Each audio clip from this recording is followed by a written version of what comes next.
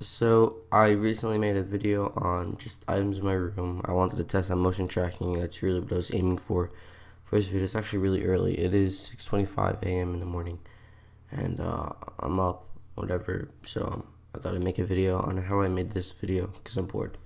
So you might know the video is this. Just run that through here. We have the text with the shadow, and we have that little circle HUD effect. If you want to learn how to make that, just Google or YouTube search how to make a HUD gadget. HUD is HUD. It stands for heads up display. So you can learn how to make one of those kind of gadgets and stuff. So it's all done in After Effects. So I'll be showing you what another clip that I'll be using on how to motion track it, put text there, and add the gadget. So you want to make sure you have this tracker menu here. As you can see, it's tab. It might be on this one, or that one. This actually might be up top, or maybe even all the way up here.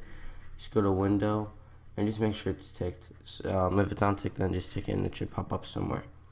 So let's get started. The first thing you want to do is get your footage for the clip. So we're going to grab a piece of footage here. Which one do we want? We already used that one. Maybe this one we'll use.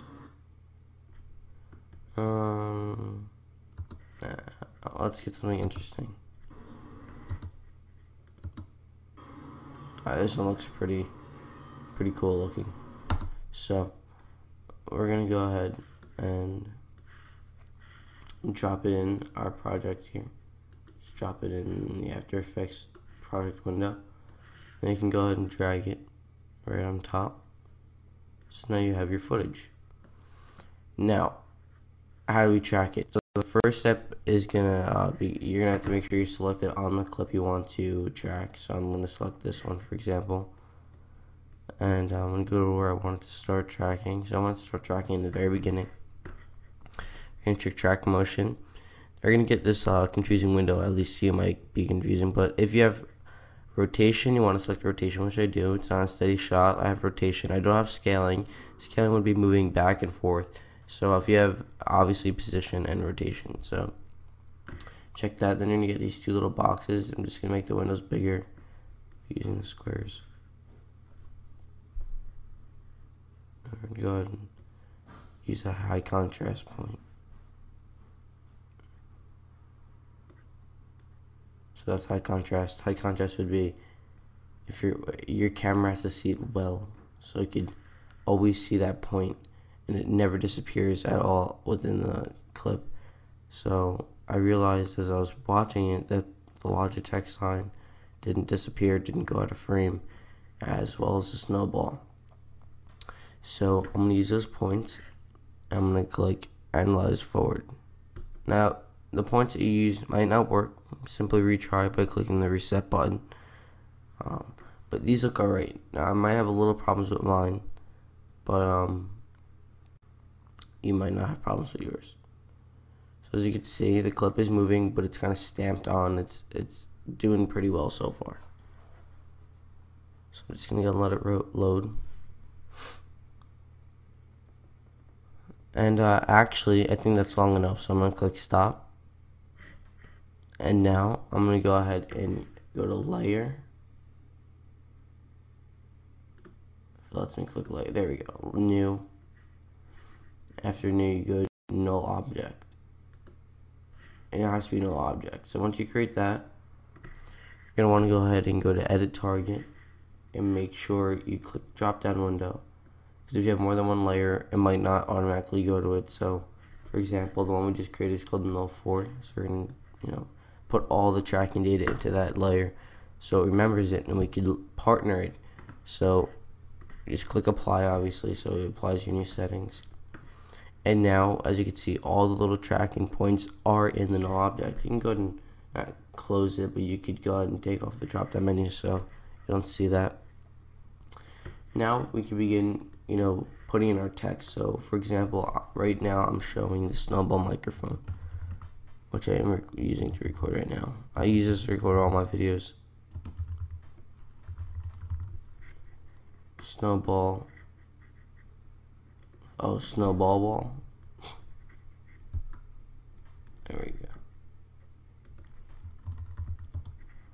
Alright, we'll make blue snowball. You know, we can get a little fancy here and go bold. I don't know, I like the way that looks.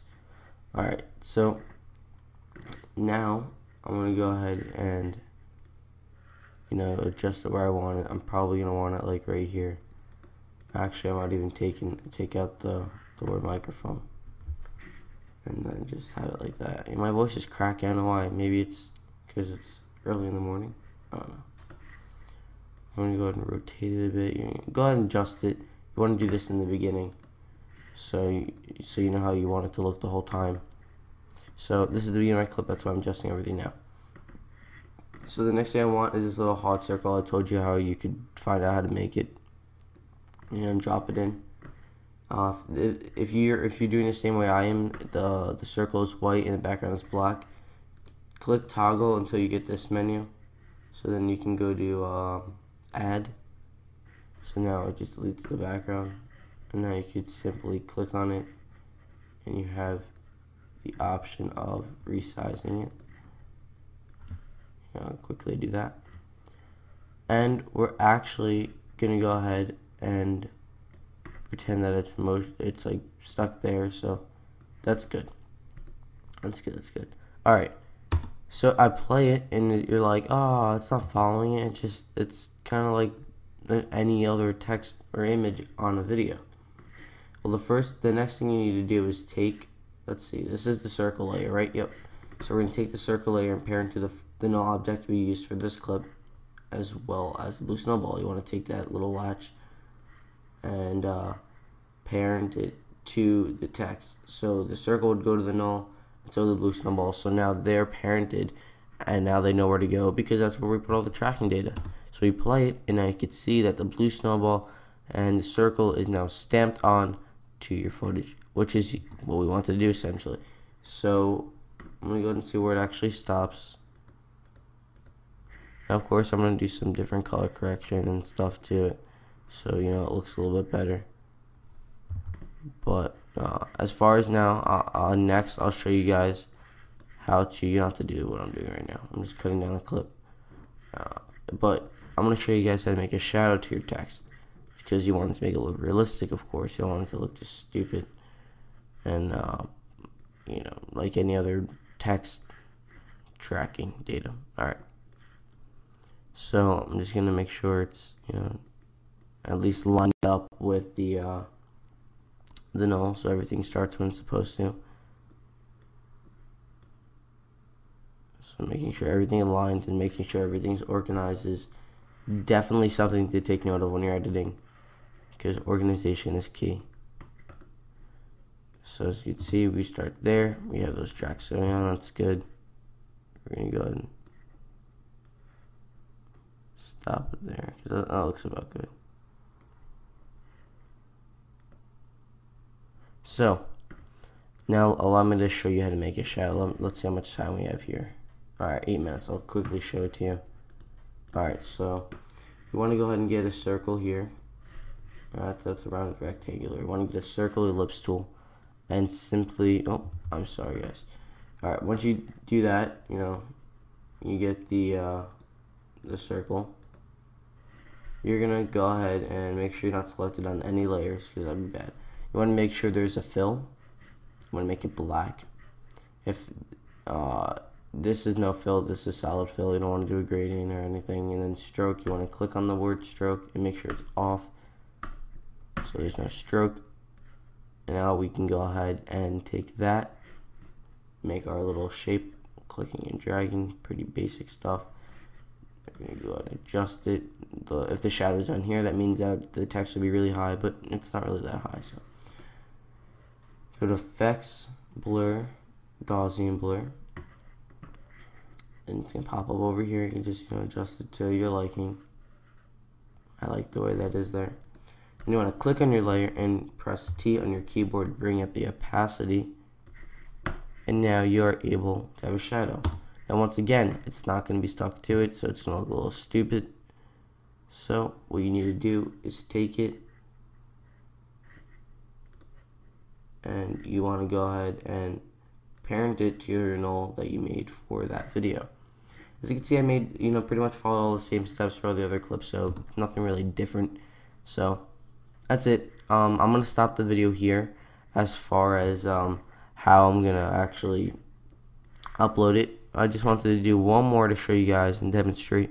Hopefully this helped you out. If you have any questions on motion tracking, please feel free to comment down below. I just wanted to show you guys some stuff on how I actually did the video and a little behind the scenes.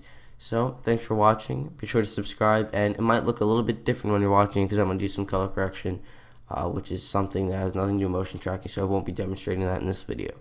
So anyways, thanks for watching so much. I appreciate it, and I'll catch you guys next time.